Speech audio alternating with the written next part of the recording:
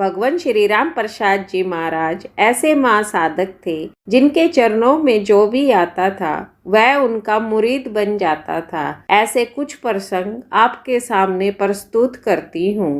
एक बार गुरुदेव का विचरण उत्तर प्रदेश में हो रहा था।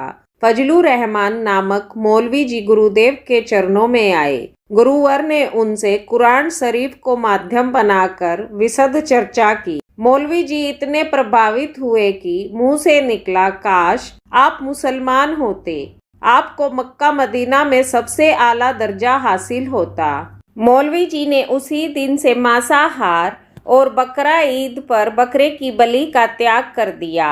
बाद में भी अनेक मुसलमानों को वह चरणों में लेकर आया। उन लोगों ने दर्शन किए, वह चर्चा वार्ता हुई। गुरुदेव के श्रीमुख से कुरान शरीफ का विवेचन सुनकर इतने प्रभावित हुए कि सब बोल उठे, आप खुदा के आले फकीर हो।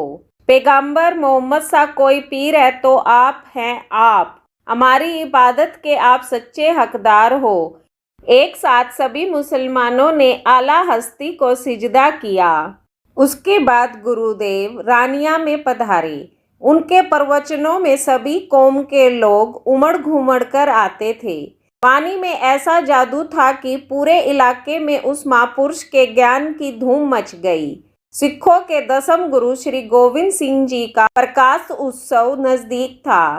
सरदार हजारा सिंह जी गुरुद्वारे की पूरी कमेटी के साथ गुरुदेव के चरणों में आए और विनती की कि हमारे पूरे सिख समाज की मनसा है, आप श्री जी 10वें गुरु के प्रकोत्सव पर गुरुद्वारा पधारे और प्रवचन फरमाए। गुरुदेव गुरुद्वारा पधारे और 1.5 घंटा दारा परवाह बोलते चले गए। एक जैन संत के श्रीमुख से गुरु महिमा के साथ गुरु ग्रंथ की सखियों के सत्य, जप्पू जी की जपनीय स्थिति, सुखमणि साहब का प्रकाश तथा भारत के संत ऋषियों के रूप में सिख गुरुओं एवं सिख कौम के अवदानों को सुन सुनकर सभी सिख दांतों तले उंगली दबाने लगे। गुरु ग्रंथ के गुण गाता बड़े बड़े विद्वान ग्रंथी वहां मौजूद थे। उनके मुख से निकला, सिख होते हुए इतनी गूढ़ जानकारी तो हमें भी नहीं है। आप वास्तव में सच्चे पातशाह हो। आपके दर्शन करके सिक्खी के 10 गुरुओं के हमें दर्शन हो गए। उसके बाद उन लोगों ने गुरुदेव को सरोपा भेंट करना चाहा। गुरुदेव ने फरमाया, सरदार जी, हमारा सरोपा तो यही है कि हम धर्म के मार्ग पर आगे से आगे बढ़ते रहे। यह सुनते ही सिक्खी विद्वानों ने कहा, वाह सच्चे पातशाह, तुसी तो नानक दे अवतार हो, नूरे इलाही हो, तुसी तो पीरा दे पीर हो।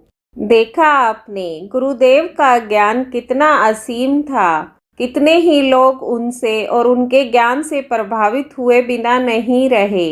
गुरुदेव को न किसी सम्मान का लोभ था और लोभ से वे शून्य थे। कुल मिलाकर वे अपने बड़े भाई गुरु भ्राता सेठ श्री प्रकाश चंद जी महाराज की मानो वे प्रतिकृति ही थे। शेष भाग आगे। आगम ज्ञाता आगम रत्नाकर भगवान श्री राम प्रसाद जी महाराज की जय हो।